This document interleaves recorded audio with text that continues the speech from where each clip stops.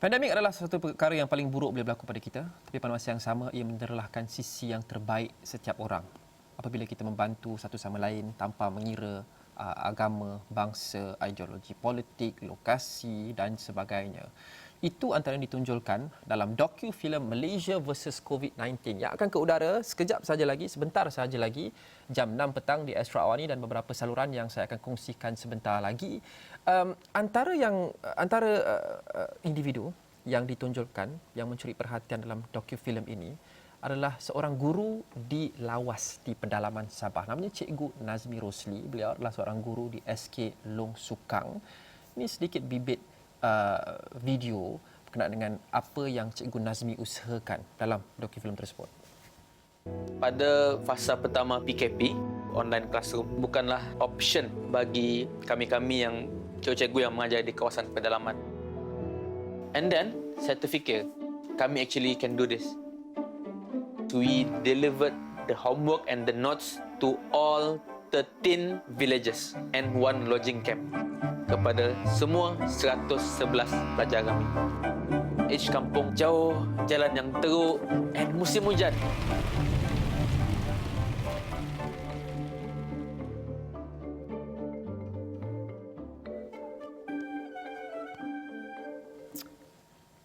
Cikgu Nazmi Rosli menyertai kami sekarang menerusi telefon dari Lawas. Assalamualaikum Cikgu Nazmi, apa khabar? Waalaikumsalam. Alhamdulillah sihat.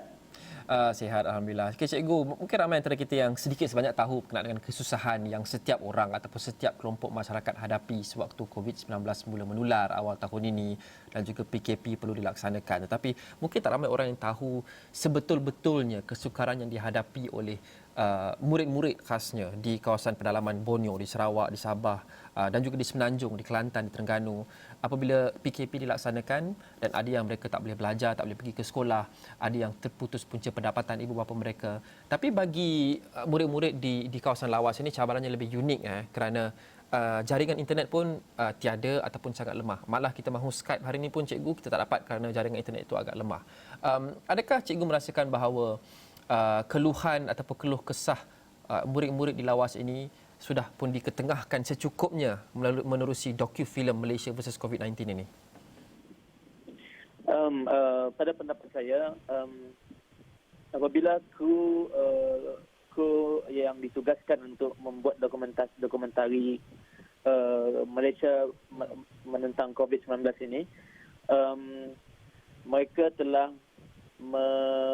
membuat perekodan dari pelbagai aspek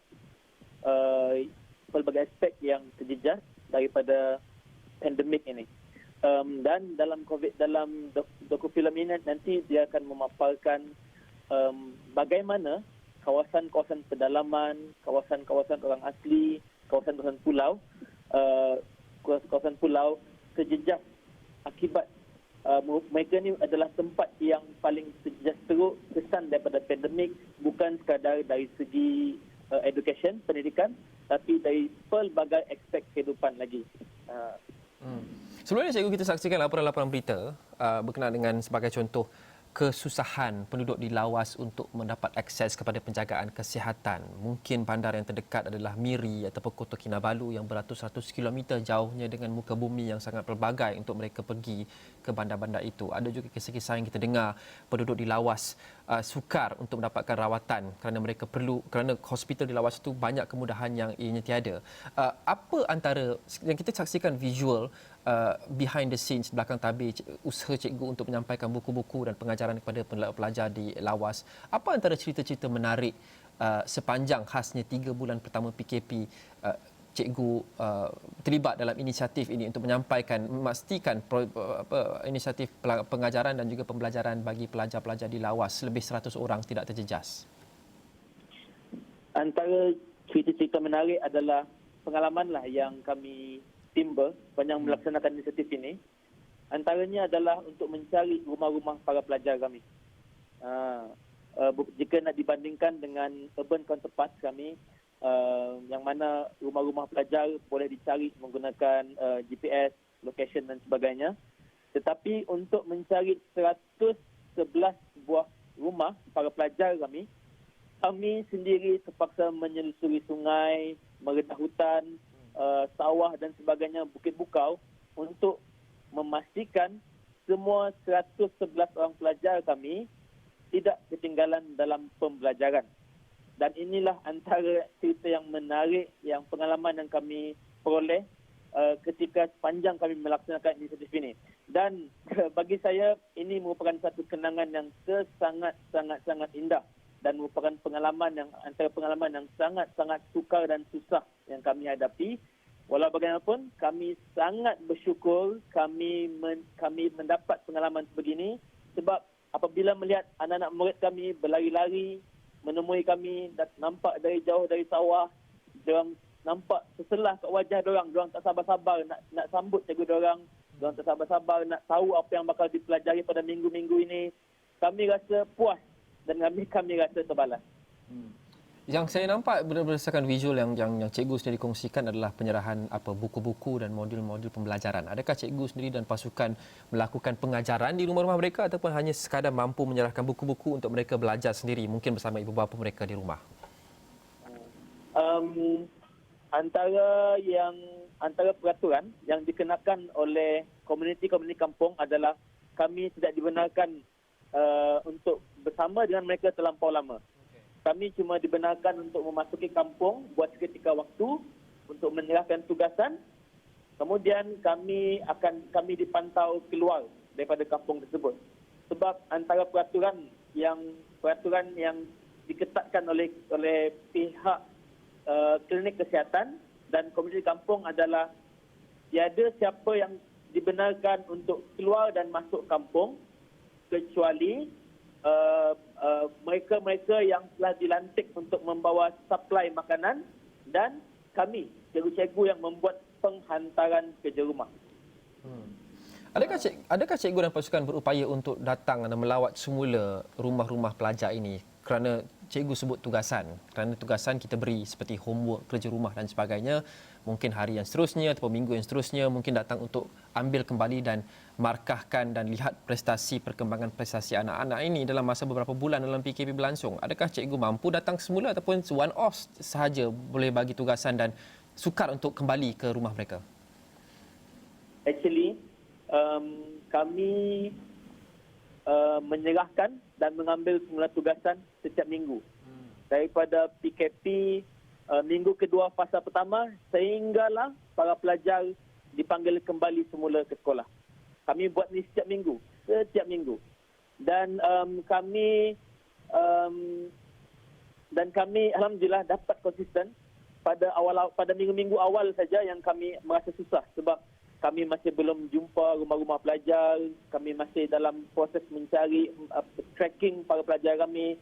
Tapi lama-kelamaan alhamdulillah kami dah dapat pace, dapat tempo bagaimana pergerakan proses penyerahan, pengambilan semula, penyemakan kerja dan penghantaran semula kepada para pelajar. Penilaian untuk pembelajaran masih dapat dilaksanakan, cuma effort yang sangat-sangat besar diperlukan untuk proses ini. Sekali satu pusingan cikgu untuk menghantar kesemua ini, bekalan ini kepada kesemua 111 orang murid. Anggaran berapa kilometer yang dilalui oleh cikgu dan juga berapa lama masa yang diambil? Tempoh yang diambil adalah 2 hari. Hari pertama kami cuma dapat cover 58 buah rumah. Hari pertama kami cuma dapat cover 58 buah rumah, selebihnya pada hari kedua. Dan total keluar masuk around 200 km. Ada sebarang tawaran bantuan terhadap cikgu apabila melakukan inisiatif ini, mungkin dari segi bahan-bahan yang orang mahu bantu ataupun mungkin kerajaan mahu berikan, ataupun mungkin dari segi kos minyak mengembara begitu jauh dan sebagainya? Sepanjang proses penyerahan dan pengagihan kerja-kerja rumah dan nota-nota pembelajaran ini, alhamdulillah kami ada menerima beberapa sumbangan dan bantuan lah. Sebab salah satu daripada syarat yang dikenakan oleh komuniti kampung adalah kami haruslah menggunakan kertas-kertas yang sudah lama dalam stok sekolah. Sebab kami tidak digalakkan menggunakan bahan-bahan baru yang dibeli sebab kemungkinan boleh menjadi carrier. Jadi apabila bahan-bahan begini kehabisan, alhamdulillah ada pihak-pihak yang prihatin, mereka menyumbangkan kertas dan ink untuk printing juga sebab lawas apabila lockdown berlaku dilaksanakan, kedai-kedai stationery tutup dan kami tiada bekalan ink. Dan ketika itulah ada beberapa individu tampil, mereka mengirimkan ink, printer dan sebagainya dari Semenanjung. Mereka post laju datang ke tempat saya, ke Sarawak. Dan banyak lagi lah bantuan-bantuan, antaranya bantuan transport, oleh bantuan pemantauan oleh daripada pihak klinik kesihatan dan sebagainya. Cikgu, akhir sekali mengapa cikgu tergerak untuk melakukan semua ini, untuk melalui segala cabaran dan kesusahan ini, cikgu? Pada saya, apa yang saya buat, apa yang kami buat dan inisiatif ini bukanlah kerja kebajikan. Tapi pada kami, apa yang kami buat ini adalah tanggungjawab. Apa yang kami buat adalah tanggungjawab kami. Sebab apabila lockdown, apabila pandemik, apabila MCO diumumkan oleh kerajaan, pihak Kementerian Pendidikan Malaysia telah mewar-warkan, telah mempromosikan pelbagai platform pembelajaran atas talian dan TV pendidikan. Tapi satu ni pun bukan option kepada kami sebab kami masih mengalami masalah internet, mengalami masalah elektrisiti dan sebagainya. Dan kami bertanggungjawab untuk memastikan anak-anak murid kami dapat meneruskan pembelajaran. Jadi apa yang kami buat ni bukanlah kerja-kerja kebajikan, tapi adalah satu tanggungjawab yang kami cuba laksanakan. Sebab cikgu-cikgu kami dibayar setiap bulan, kami diberi gaji dan inilah antara yang kami buat, yang kami boleh buat semampu baik kami kepada para pelajar kami. Kami nak pastikan tiada seorang pun daripada mereka ketinggalan daripada pembelajaran mereka. Apatah lagi bila kami dapat tahu yang pada waktu itu kemungkinan MCO akan ditarik terlampau lama. Dan kami tak sanggup nak biarkan anak-anak murid kami ketinggalan dari segi pembelajaran. Cikgu Nazmi Rosli, terima kasih. Cikgu adalah seorang wira yang tidak didendang kerana perubahan yang besar yang boleh melangkaui generasi, impaknya tidak semestinya dilakukan oleh kerajaan ataupun entiti besar tetapi oleh seorang insan yang berjiwa mulia seperti cikgu. Terima kasih Cikgu Nazmi Rosli, guru di SK Long Sukang, Lawas. Cerita Cikgu Nazmi Rosli ini boleh anda dapati dalam docu-filem Malaysia vs COVID-19 yang akan keluar sebentar saja lagi jam 6 petang di Astro Awani saluran 501 dan anda juga boleh tonton di saluran Astro Ria, Astro AEC, Vinmin dan juga Hello jam 6 petang hari ini. COVID-19 can be characterized as a pandemic. Setiap hari sudah menjadi habit. Hari ini berapa kes? Hari ini berapa kematian? Apa cerita di sebalik nombor berkenaan? Demam ni on off datang. Sesak nafas. Doktor pun masa tu belum pasti lagi simptom COVID ni bagaimana. 突然间有一个医生就跑进来跟我讲，你的 test 是 positive 的。 The frontliners, every day they use up 2,000 to 3,000 sacks of PPE. That is just one hospital. I ran to New Zealand alone. The borders were shut and he couldn't go back. He didn't have funds with him. He had no food. So I feel very helpless when I was there. The WhatsApp was going ting, ting, ting, ting, ting every second. It was just beeping. Online classroom bukanlah option bagi cikgu yang mengajar di kawasan pedalaman. The frontliners were texting me saying that every day after work, I cry. Such a wonderful boy. I do not know why I'm so teary-eyed. Bagaimana mereka yang selama ini kais pagi makan pagi, kais petang makan petang, macam mana mereka nak hidup? Ada satu masa, satu hari RM1 pun tak ada. Kiranya ini adalah sujud saya terakhir. Ampunkanlah dosa-dosa saya. Ambillah saya dengan cara baik. I was tired of feeling helpless. And then I said, guys, please let us do the job.